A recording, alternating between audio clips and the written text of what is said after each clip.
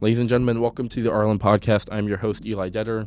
Today, the main topic that I want to focus on specifically is just in the way that the way that we learn to take care of ourselves in this life and how different people and different environments that we're in can affect that. There are many different theories and people that I've listened to who tell others how to care for themselves, how to take care of themselves. Some people say you gotta first take care of everyone else and then you worry about yourself. I believe that it should be the opposite way around. You take care of yourself before you can take care of the other people around you, because if you're not focused on yourself and if you're not focused on bettering yourself, you're not ever going to be able to help others in quality. You're always going to be worried too much on whatever you're going to be too preoccupied by your own problems and your own difficulties that you're not going to be able to help them focus on theirs.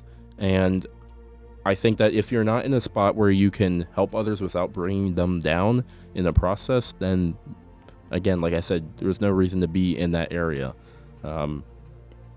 There's actually a speaker.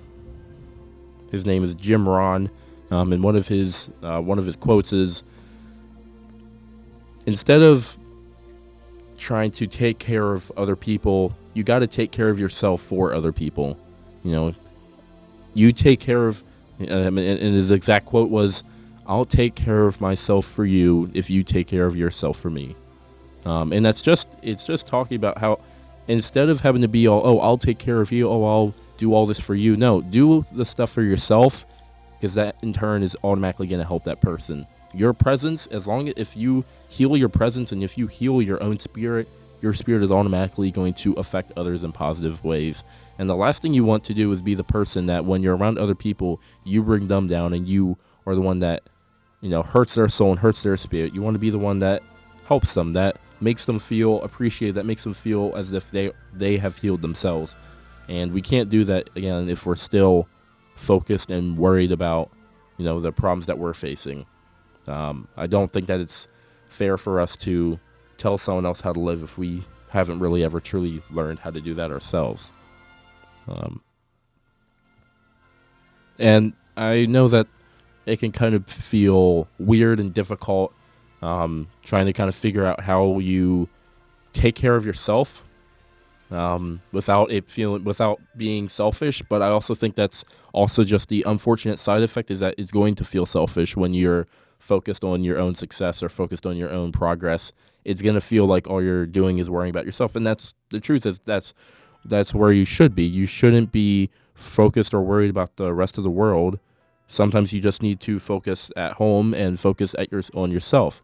Because if you let yourself dwell on everything else, you're not going to achieve what you're in truth really trying to achieve. You're not going to achieve progress. You're not going to achieve success.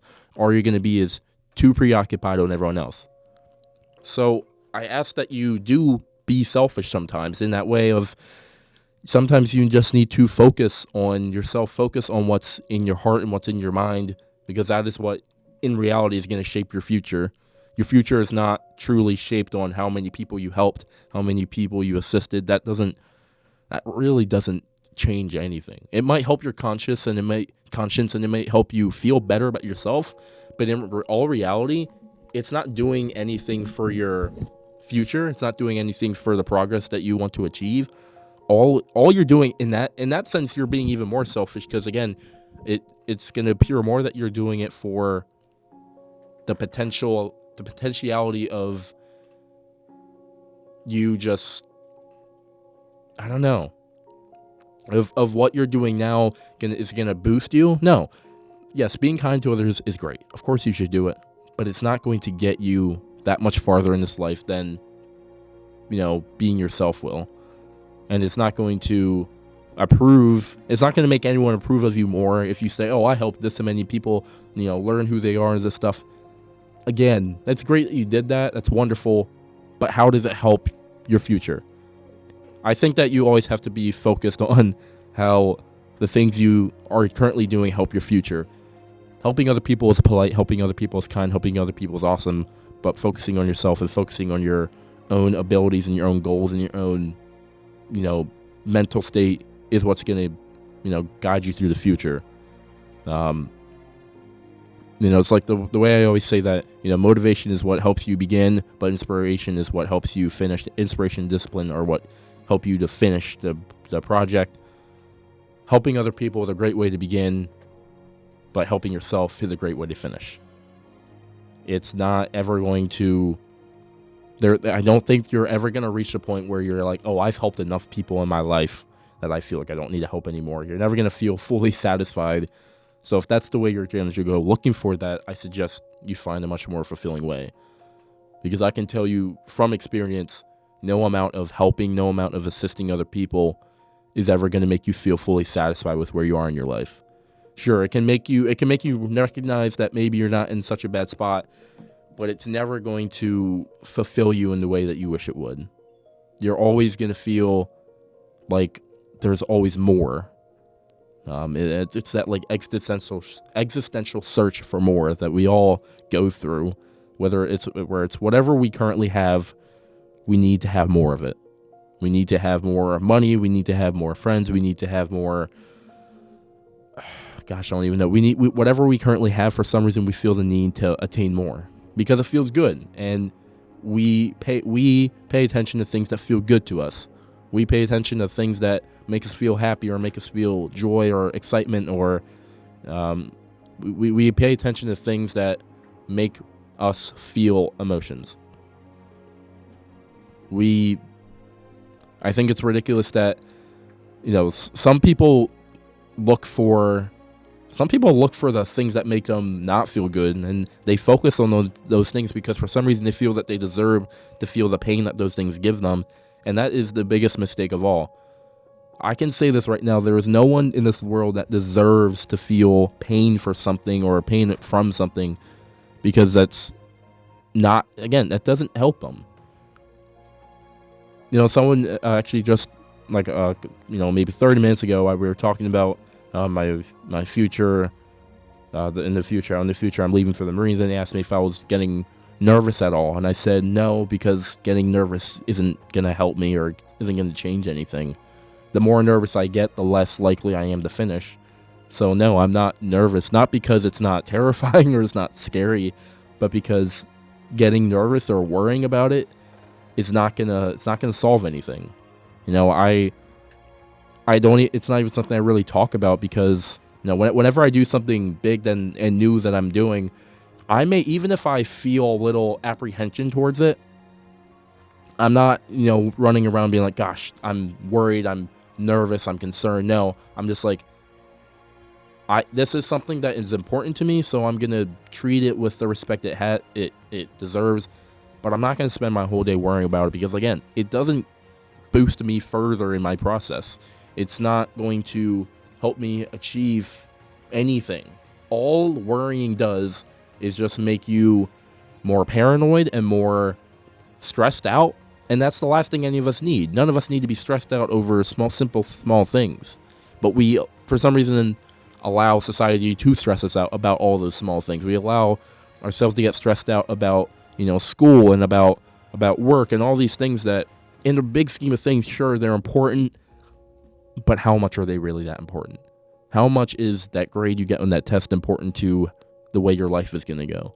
Yes, it might make your grade go higher or lower, but in reality, where you end up in life is not going to be based on the grades you get in school, but it's going to be based on the person you are in life.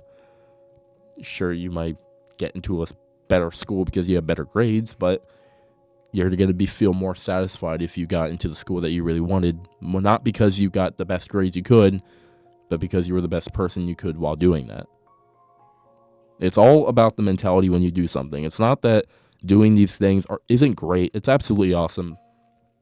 But if you can't feel satisfied doing at the lowest of the lows, if you can't be satisfied doing what you may consider as the lowliest job or the lowliest occupants, whatever, then you're not ever going to feel satisfied at the top.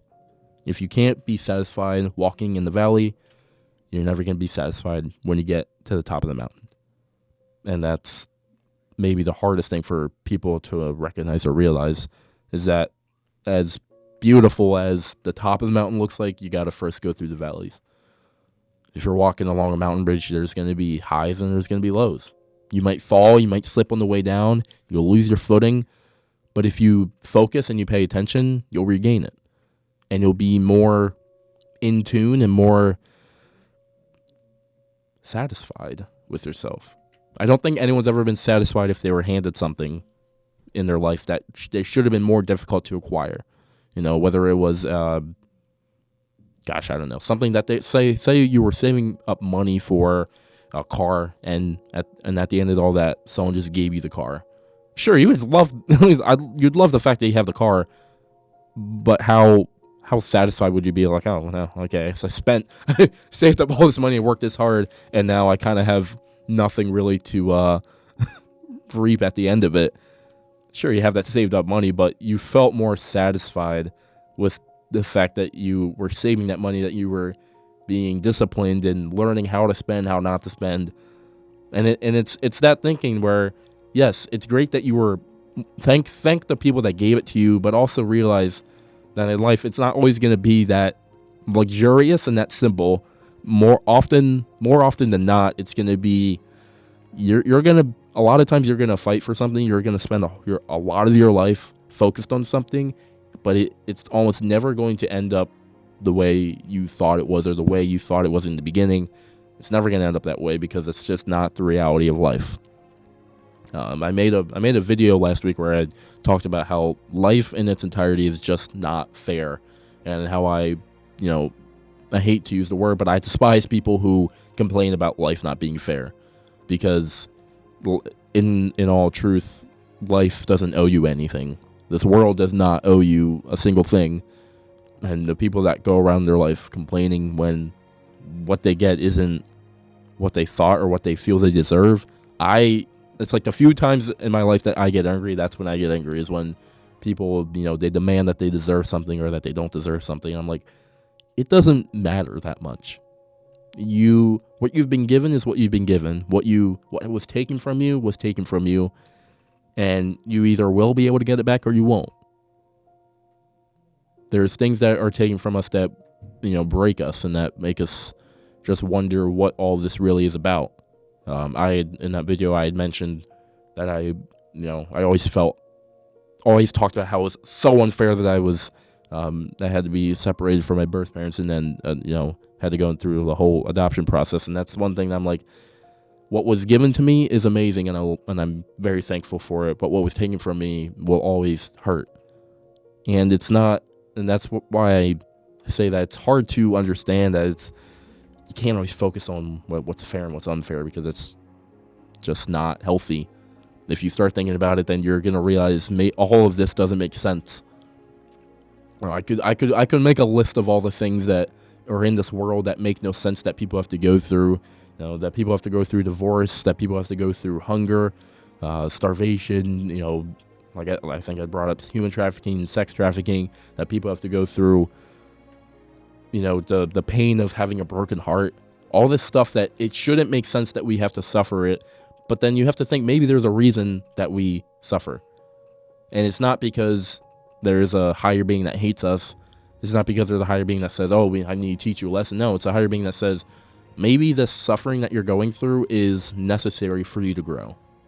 If we always stayed at the same rate of success and process of success in our lives, I feel we would never really, we'd plateau at some point. We would just we'd flatline.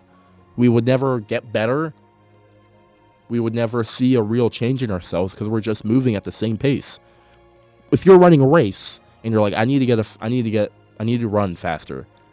You're not going to run faster if you stay at the same pace. It's physically impossible. You're just going to get the same time each time.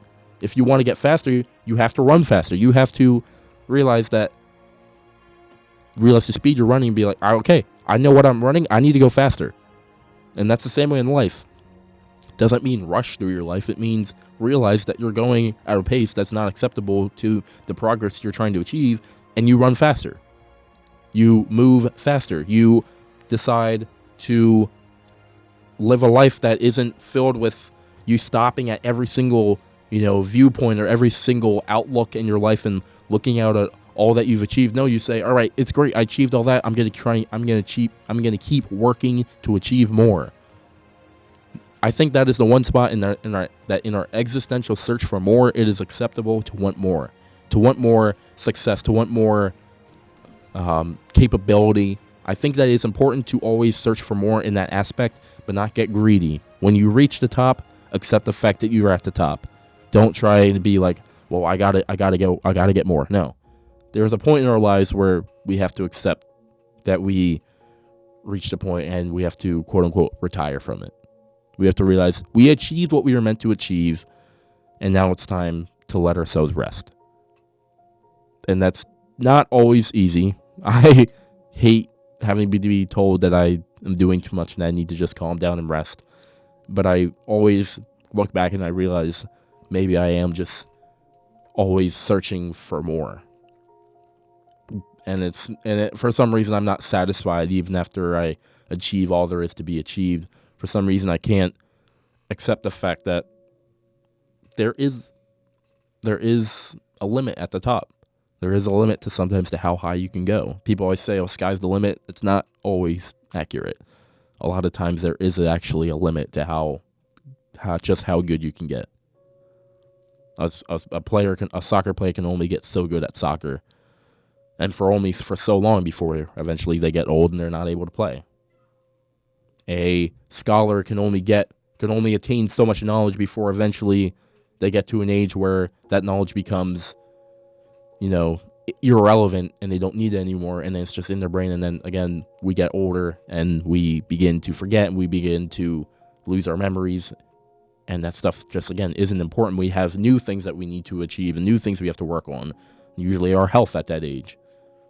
But sometimes it's not even old age that keeps us from being able to achieve more. It's just simply we've achieved all there is to achieve. Now it's time for us to refocus and find our satisfaction elsewhere. But I do ask that if you're in a position where all you're doing is just searching for more because you don't feel satisfied, and yet you don't feel happy in your search for more, then you, again, reshift your focus to something else. Because if you keep focusing on something that isn't, that all you're doing is just trying to be the best at it, but you're not really happy with it, it's not, like I said, it's not going to satisfy you in one bit. It's not going to help you. All it's going to do is, when you reach the top, you're just going to feel more depressed because you don't feel better about it. Because you don't feel happier about it, because there's not, sunshines and rainbows at the end of every achievement. And the reality is, most of the time, there's not going to be that. That's just not how it works. Usually, you're going to feel underwhelmed when you reach that success. When you reach the point where, when you reach the point where everybody knows your name, it's not the greatest feeling in the world. It's, okay, I've gotten this far. How much farther can I get? What else can I do? And that's why I used to envy, celebrities, and I don't. I truly don't envy them, because I think that might be one of the loneliest existences, is having the whole world know you when you barely know yourself. And I can see it and I can see it in a lot of those, household names. Is, you can look online, you can see them talk about their mental health or how their life got them to where they are. And a lot of them say that no matter how famous they got or how well known they got, they always felt that they didn't really know who they were beneath it all. And I hope I really never get to that level of fame, because I don't want that. I don't want that to be what people know me as. I always say I want to be known for the things that I am doing, not the things I have done, not the things I will do, but the things that I'm currently doing. I don't want people to remember me for something I did 4 years ago or something that happened a year ago. I want them to know me for what I am doing. I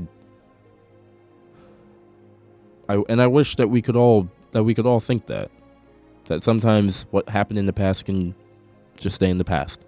It doesn't need to be at the forefront of our thoughts all the time. Sometimes it's much better to just allow that to lay to rest. Enjoy what's being given to you while you have it. Yes, you can be sad when something's taken from you, but don't spend your whole life out to get the people that took it.